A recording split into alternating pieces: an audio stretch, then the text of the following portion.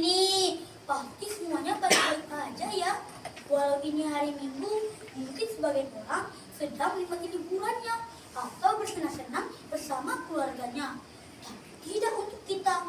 Kita di sini di gedung RRI berkumpul dan belajar untuk mengingat jasa para pahlawan kita terdahulu. Nah teman-teman, hari ini Kak Fahmi akan bercerita tentang seorang jenderal yang berjiwa besar, berhati besar, semangatnya besar, dan kecintaannya terhadap NKRI sungguhlah luar biasa. Siapakah dia? Ada yang tahu? Dialah Ustadz kita, guru kita, jenderal kita, Jenderal Sudirman. Dimulai dari peristiwa subuh.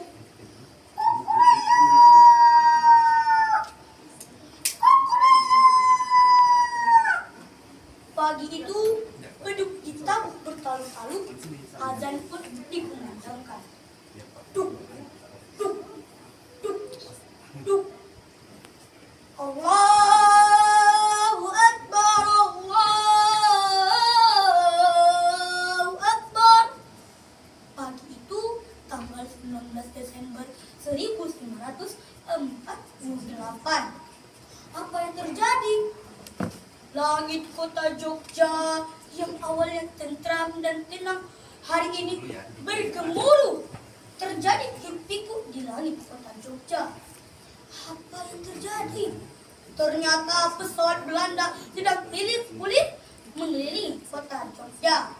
Dan ternyata juga Belanda mengingkari janji Renville dan akan menyerang ibu kota kita waktu itu, yaitu Yogyakarta. Belanda yang turun dari pesawat menembak siapapun yang mereka temui, baik itu kakek-kakek, nenek-nenek, ataupun anak-anak. Nah, orang-orang menjadi ketakutan, berlari ke sana ke sini, mencari tempat persembunyian. Mak, bapak, adek, lari, sembunyi, ayo kita sembunyi. Nah, teman-teman, melihat itu, jenderal kita, Jenderal Sudirman, sangat geram. Walaupun sedang sakit, dia langsung bergegas menemui Pak Presiden. Lapor Pak Presiden, kami memimpikan Bapak untuk memimpin perang gerilya. Insya Allah TNI akan siap. Namun Pak Presiden menjawab, maaf Dik Dirman, kamu aja ya yang memimpin perang gerilya. Aku kurang lihat diplomasi aja.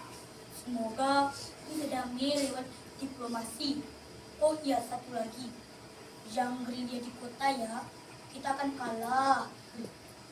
Karena Londo itu banyak senjatanya. Siap!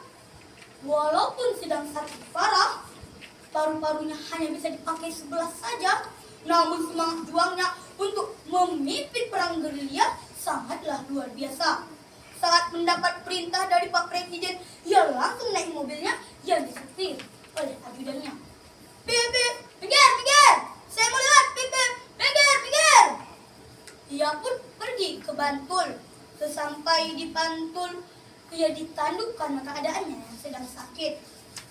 Banyak orang yang memberikan bekal makanan kepada Jenderal Sudirman, seperti beras, roti, susu, dan lain-lain sebagainya. Ia pun melanjutkan perjalanannya ke tempat selanjutnya. Ia memasuki hutan, keluar dari hutan, berhari-hari, berminggu-minggu, hingga sampai ke Kediri.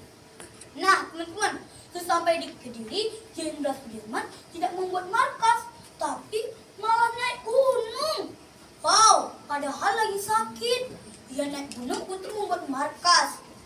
Sesekali beliau melihat ke atas sambil terbang batu. Sedikit lagi sampai. Saat sesudah sampai di atas gunung, beliau mengendalikan TNI dari barat hingga ke timur dan berkomunikasi kepada pemerintah darurat Republik Indonesia yang berada di mana, teman-teman? Ya, berada di Padang. Nah, dan dengan perintah Sultan Sri Hamengkubuwono ke-9. Dan dalam suratnya, Jenderal Sudirman membuat strategi gerilya dengan serentak dari barat hingga ke timur. Hari itu pun datang waktu perang.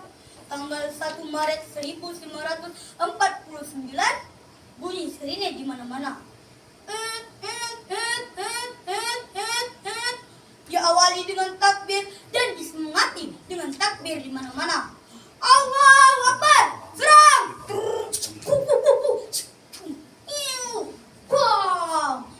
Nah, akhirnya Jenderal Sudirman bersama jenderal lainnya yang memimpin perang gerilya menang.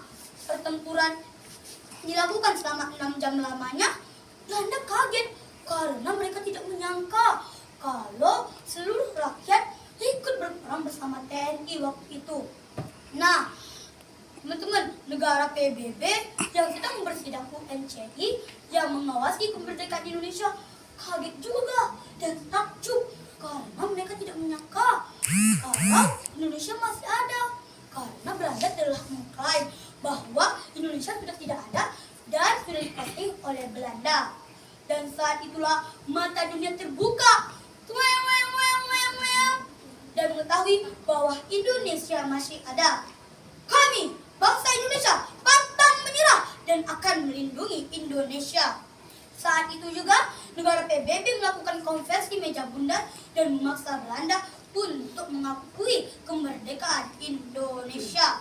Nah, teman-teman, demikian cerita dari saya tentang jenderal besar kita, yaitu Jenderal Sudirman. Masih banyak kearifan yang bisa kita contohi dari beliau. Semoga kita bisa menjadi anak yang menjadi cerdas dan bermanfaat bagi bangsa. Nah, teman-teman, orang yang besar adalah orang yang bisa memberikan manfaat pada orang di sekitarnya, dan bangsa yang besar adalah bangsa yang bisa menghargai para perjuangan mereka terdahulu. Kak Fahmi akhiri dulu ceritanya. Wassalamualaikum warahmatullahi wabarakatuh.